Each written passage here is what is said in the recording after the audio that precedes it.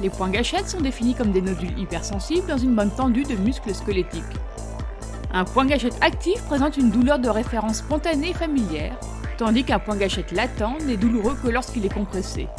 L'environnement chimique du point gâchette actif est différent des tissus normaux, ce qui peut induire une douleur persistante et entraîner une adaptation anormale dans la corne dorsale de la moelle épinière.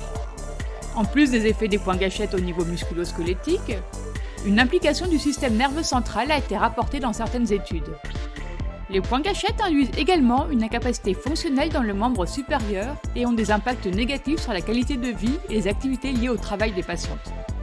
Il a été suggéré que la force produite par les cellules contractiles du fascia peut influencer la dynamique musculo-squelettique. Les méridiens myofasciaux, qui sont des lignes anatomiques maintenant l'intégrité structurelle du corps, jouent un rôle critique dans le mouvement de différentes parties du corps en transmettant la force à des régions éloignées. Par exemple, le muscle long extenseur radial du carpe et le trapèze supérieur sont tous deux situés dans la même ligne de méridien myofascial. Étant donné qu'ils contiennent de nombreux nocicepteurs de la douleur, soulager cette douleur dans les zones directement connectées par le fascia pourrait être envisagé dans les traitements par point gâchette.